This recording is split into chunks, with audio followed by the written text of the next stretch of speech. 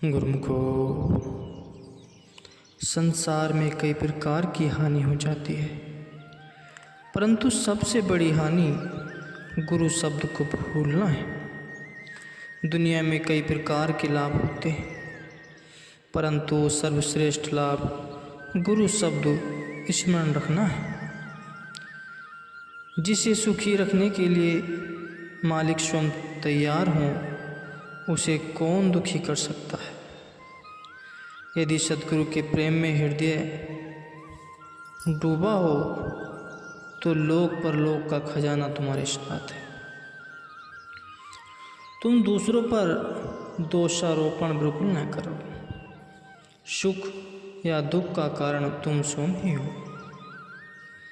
मालिक से मुख फेर कर चाहे कितने ही सुख के यत्न करो, सुख प्राप्त नहीं होगा। जब तुम्हें सद्गुरु सहारा देने वाले हैं और शत्रु या दुष्ट लोग धमकाते हैं तो तुम भय न करो, क्योंकि सबसे महान, सबके मालिक तुम्हारी तरफ है। कुदरत के घर देर है, अंधेर नहीं।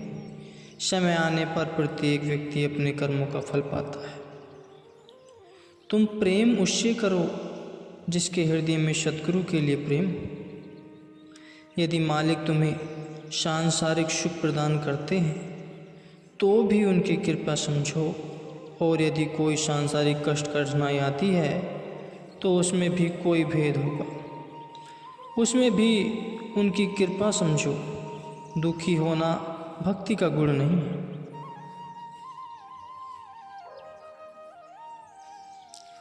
यदि तुम्हारा कोई निकटतम संबंधी संतों की निंदा करता हो तो उससे किनारा कर लो। जब तुम यह कहते हो कि मैं बहुत योग्य हूँ, परंतु अपना अपमान सहन नहीं कर सकते, तो जरा यह सोचो कि आपको यह योग्यता किसने प्रदान की। यह लोकागीत प्रसिद्ध है, अभिमान का सिर नीचा। इसलिए नम्रता धारण करो ताकि इस योग्यता की दात आपको अधिकाधिक प्राप्त हो। जो पदार्थ या सम्मान प्राप्त हुआ है वह अपनी बुद्धि या कमाई का फल न समझो, अपितु मालिक की देन वह धरोहर समझ उसके गुण गाओ। तुम पर जो सुख दुख आए हैं, क्या वे केवल तुम पर ही आए हैं? नहीं, बल्कि प्रत्येक छोटे बड़े राजा महाराजा और साधु संतों पर भी आए हैं। यदि भली भांति देखोगे तो उनसे बचा कोई भी नहीं है। आत्मिक उन्नति के लिए इन दोनों परिस्थितियों में से गुजरना आवश्यक है। थोड़े सुखों को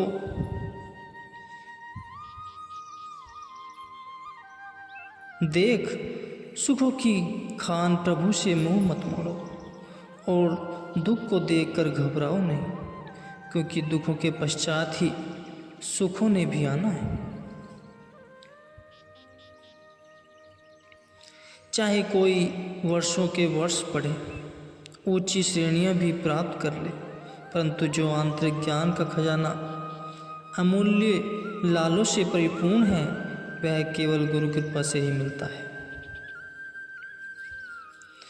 जिसको प्रभु की प्रसन्नता प्रत्यक्ष अनुभव होती है उसको सांसारिक दुख या मान अपमान स्पर्श नहीं कर सकते। यदि तुम लापरवाह हो, तुम्हारे आंतरिक शत्रु जो सदैव सतर्क हैं तुम्हारी बुरी दशा हो करेंगे। इसलिए तुम लापरवाही न करो, सदैव सतर्क रहो और अंतिम दम तक सचेत रहो। प्रभु तुम्हारी अभिलाषा सदैव पूर्ण करते हैं। फिर भी यदि कोई अभिलाषा पूर्ण न हो तो मन को विचलित न होने दो, बल्कि उसे समझाना चाहो कि प्रभु की मौज में प्रसन्न रहने में ही भलाई है। अन्य लोग तुम्हें सम्मान देने का यत्न बेशक करें, परंतु तुम्हारे अंदर यह भावना न हो क्योंकि तुम्हारी योग्यता जो सद्गुरु रूप से तुम में विद्वान है वह नम्रता और दीनता से ही बढ़ेगी। कृतधन्य व्यक्ति पर कृपा स्थिर नहीं रह सकती, इसलिए वह खाली का खाली रह जाएगा और सभी आश्रय टूट जाएंगे। हे प्रभु, जब मैं अपने कर्मों की ओर देखता हूँ तो जो सुख मुझे आपकी कृपा से प्राप्त हो रहे हैं मैं स्वयं को उनके योग्य नहीं पाता, इसलिए मुझे सुमति दो कि मैं आपकी अपार कृपा का आभारी बना रहूं। हे सद्गुरु, जिसको आपने वचन दिया कि हर स्थान पर हर समय मैं तुम्हारे साथ हूँ, उसे किसी और सहारे की क्या आवश्यकता है। भक्ति रूपी खुले मैदान या उपवन की सुगंधित एवं शीतल पवन लेने के इच्छुक तो हजारों हैं, परंतु उस मैदान पर पहुंचने के लिए जो टेढ़ी लंबी व सकरी गली है उसे अंत तक पार करने वाले थोड़े ही बचते हैं। कई थोड़ा भाग पार करते हैं, कई चतुर्थ भाग और कई आधे पर ही शक्ति हार जाते हैं। श्री गुरु महाराज जी को किसी सेवक ने विनती की कि आपकी भक्ति अत्यंत कठिन है, तो श्री प्रभु ने उत्तर दिया कि भक्ति कठिन है तो 84 भोगना उससे भी अधिक कठिन। बुद्धिमान वही कहा जाएगा जो थोड़ा दुख सहन कर अधिक दुख से जान बचाएगा। हे सेवक, जब तुमने अपनी संपूर्ण धन संपत्ति, मान सम्मान और मल किया तो सद्गुरु की प्रेम भरी दृष्टि प्राप्त करने के लिए भेंट कर दिया, तो सद्गुरु की कृपा समझो, जो असत्य के बदले में सत्य प्राप्त हुआ। सावधान रहो, हृदय में अहंकार न करो कि मैंने कुछ किया है, नहीं तो सब प्राप्त किया हुआ भी खो बैठोगे। भाग्यवानों को ऐसी वस्तु प्राप्त होती है जो इस लोक में शांति प्रदान करती है और परलोक में सहयोग देती है। सद्गुरु कुल मालिक है, यमराज और धर्मराज आदि सब उनकी आज्ञा में चलते हैं। जिन्होंने भी सद्गुरु दरबार की सेवा प्रेम से की है उन पर कोई भी हाथ नहीं उठा सकता, क्योंकि उन पर सदा मालिक का हाथ होता है।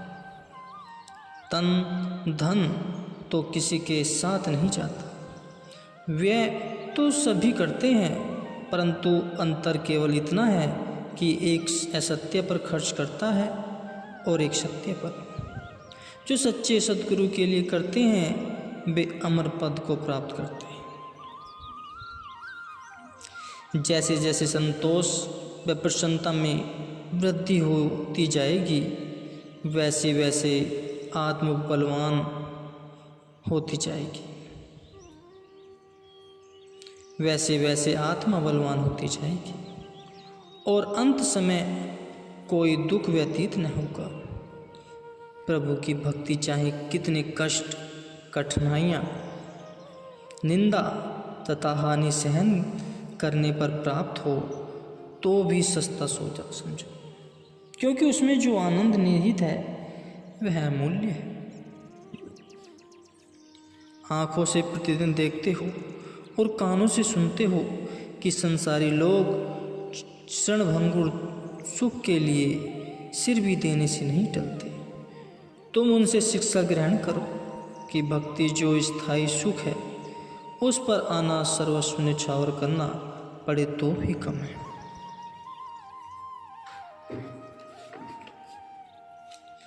वही दुख असंतोषी का 1 रुपया कष्ट देता है तो संतोषों का 1 पैसा।